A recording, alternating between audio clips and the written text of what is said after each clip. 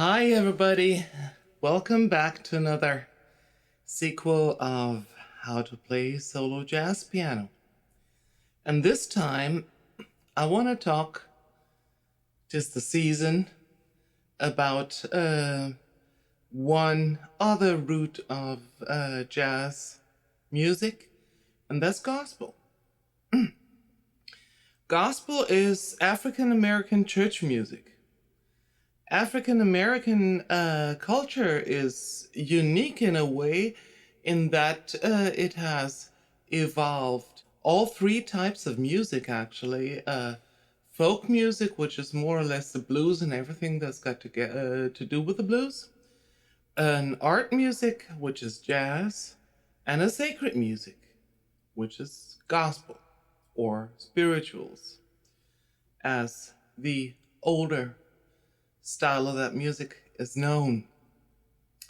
Now, gospel music has some peculiarities that are special to it and that set it apart from blues or jazz music, but frequently the genres intermingle, and so it's good if we know what distinguishes gospel music from the other types of African American music, so we can bring in a gospel flavor when it's called for, or if we get asked to do a performance at a church that plays gospel music, then we know what to do.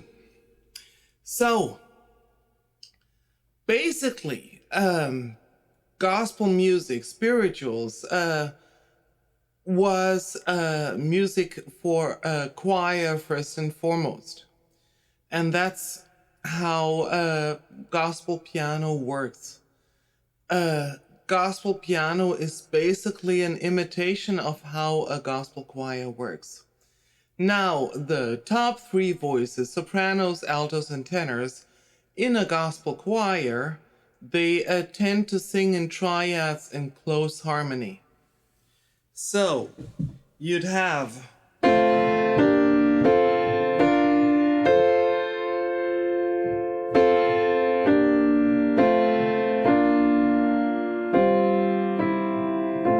something like that. It's a little bit like European style church music, except it's all close position. In European style church music, you have wide positions and voice leading that avoids parallel fifth, parallel octaves. Those are not really the problem in gospel.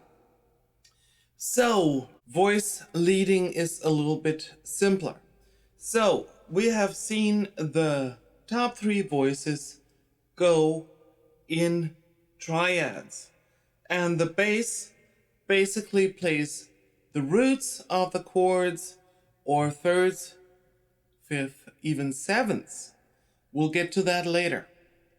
The bass, the left hand in our gospel music piano, can take on many forms. It can also play a root 5 pattern or a walking bass. Like you could play this little light of mine with a walking bass line.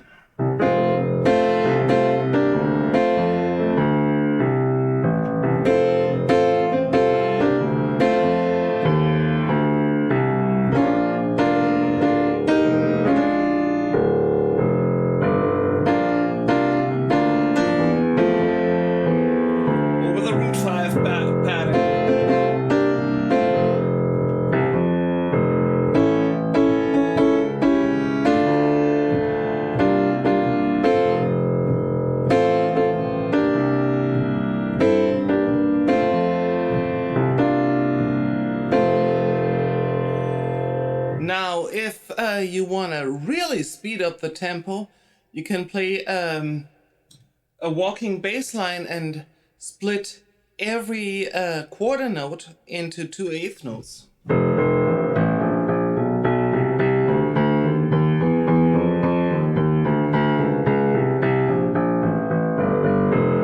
Like take "Oh Happy Day" for instance, and just right before you go to that vamp in the end, you could go something like.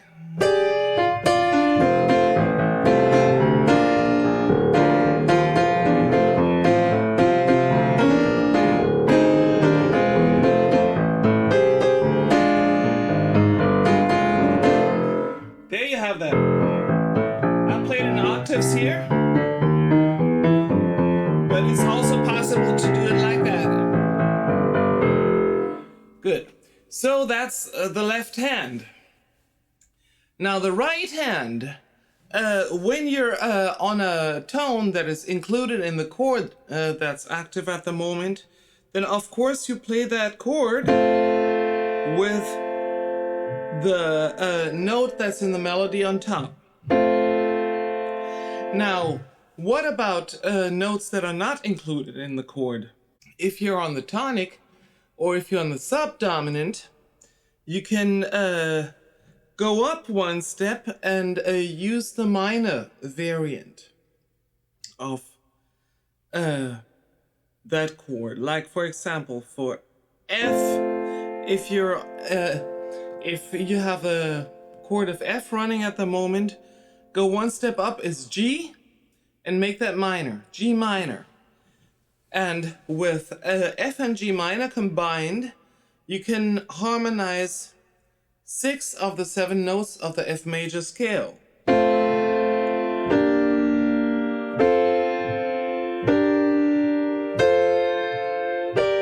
Mind the gap. We're gonna fill the gaps later with diminished chords. Now also, when you're on the subdominant, in this case that would be B flat major, then you'd have B flat major and C minor. Mind the gap.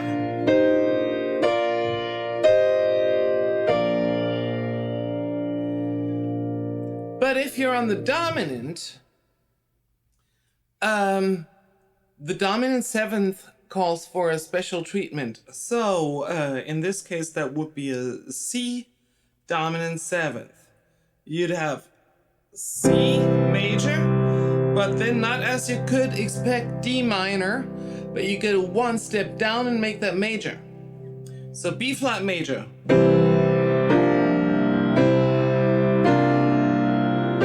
Mind the gap. There you go. That's how you harmonize on a dominant. Let's say this little light of mine, we can harmonize it that way.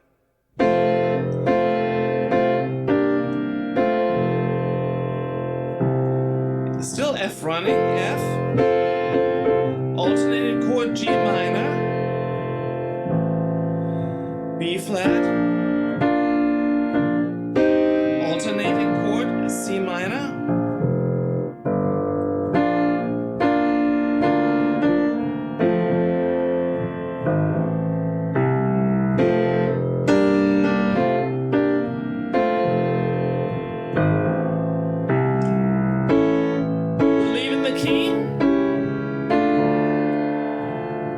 Dominant.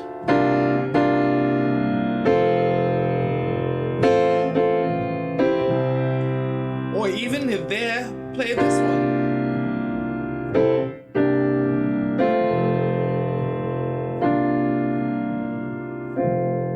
Right.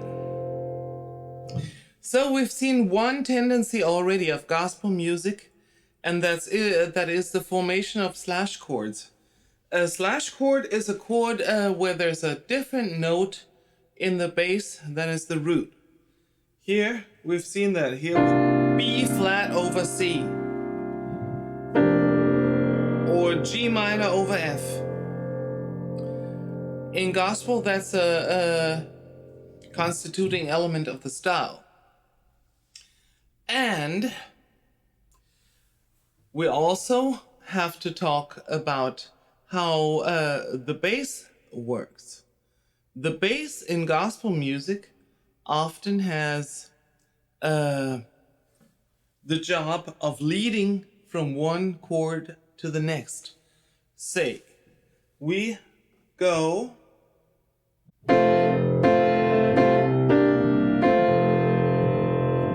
still an F. Getting ready for B flat.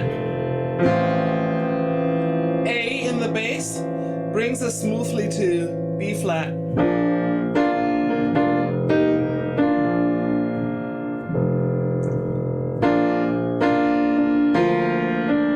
Again, third in the bass maybe.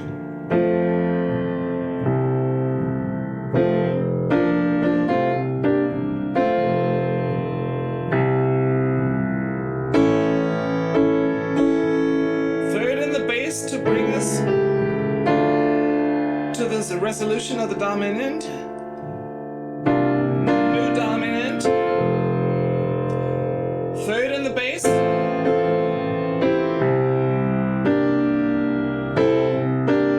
and back to the tonic, another slash chord, and there we go. Now, one thing gospel music has borrowed from the Baroque or classical European music is that when you put the third in the bass, you frequently don't play it in the right hand. So there's only 1/3 per chord. So you saw me playing. I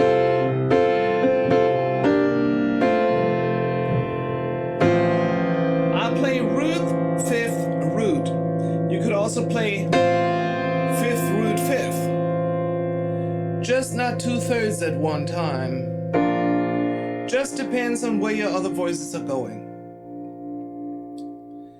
Now, the third is good to lead us either to the subdominant or to the dominant.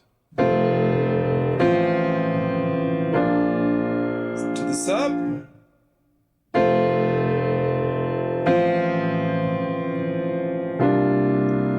Dominant. Right. Now the fifth in the bass has a different purpose. The fifth in the bass on the tonic serves to anticipate the dominant. So, for example, we have F to C seventh to F. Then you could play the first F with a C bass, then go to the dominant, and then resolve it again. You'll hear that many, many times. And in fact, that F on the C bass serves as a C chord with a double suspension, suspended fourth and suspended sixth, that classically would resolve down to the third and the fifth respectively, to then go to the tonic. Now, in gospel music, this resolution doesn't have to take place. In fact, many dominants, due to their often being realized in this form, like one step down major chord, subdominant over the dominant in the bass, that's basically a suspended fourth chord. And gospel music has the tendency to use a suspended fourth dominance on the fifth degree without resolving them. And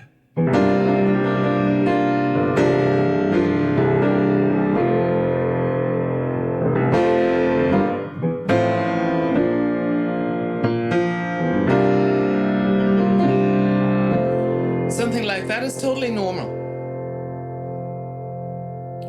Now, secondary dominants are usually played with a third, not with a suspended fourth.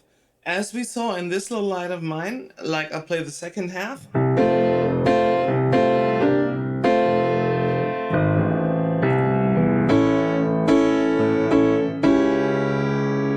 A seventh, realized with a third and a seventh, resolves normally, but as soon as I get to the C7th, it's suspended fourth again.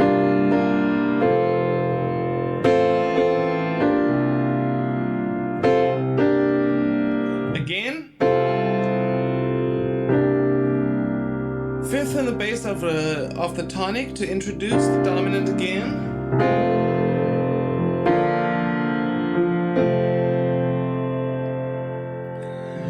Now, gospel music, especially modern gospel music, also uses one later device of jazz harmony, and that's tritone substitutions. You could easily play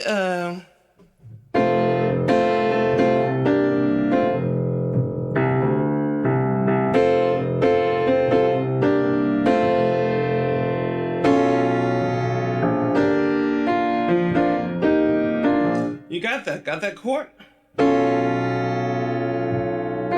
That's a tritone substitute. B7th substitutes for F7th. And naturally, those tritone substitutes then do have a third. They don't avoid the third in favor of the suspended fourth like the regular fifth degree dominants do. So there's a special voicing of tritone substituted dominant that is very, very prevalent in gospel music. And that is you play, in this case, you play the dominant seventh chord without the fifth in the left hand. And then you stack two major thirds on top of that. That's this chord. It's got a ninth and it's got a sharp 11th. And that quite naturally resolves to something like that. Now this chord also is almost the whole tone scale.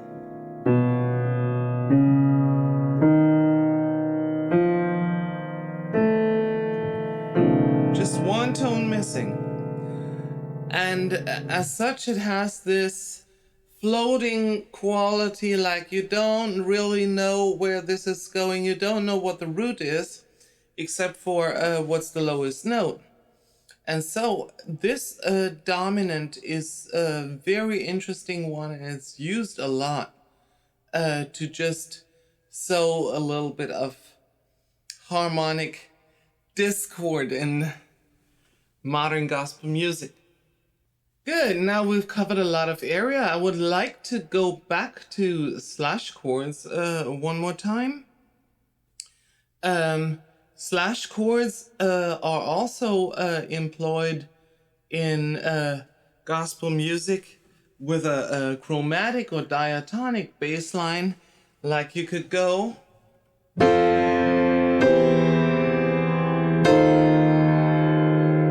seventh in the bass, then resolve down further in the bass, another half step down, minor subdominant, another half step down, tonic on the fifth in the bass, suspended fourth dominant, and back to the root. Now do that once again.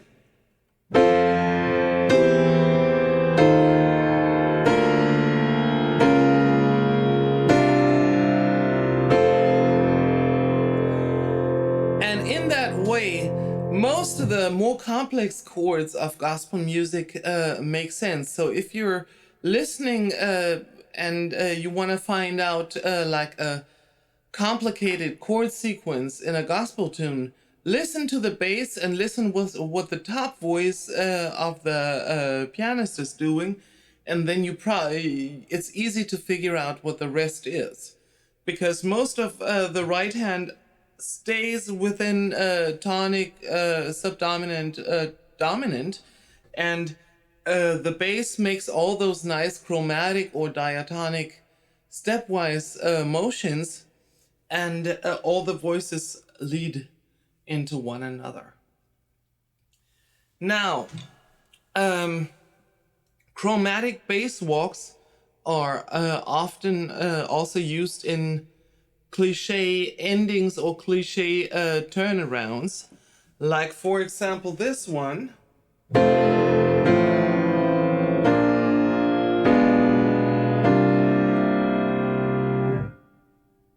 Root, tonic. Tonic with third in the bass, subdominant, diminished, dominant suspended fourth. You hear that like in Swing Low, Sweet Chariot as a turnaround.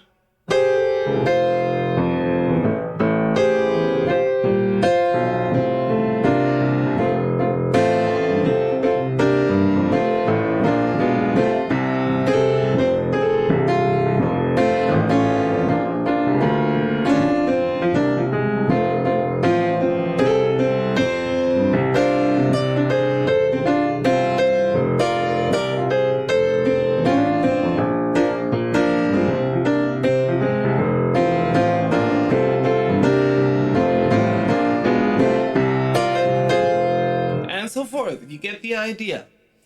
And another stylistic device that I want to pay a little bit of attention to are Plagal Cadences. Now, Plagal is not some sort of breakfast roll, but a Plagal cadence doesn't use a dominant, but it uses subdominant instead. So you go from tonic, subdominant, back to the tonic without touching on the dominant at all. And those are famous, they're called amen chords. Amen, see? And you find them also in many gospel-inspired jazz tunes.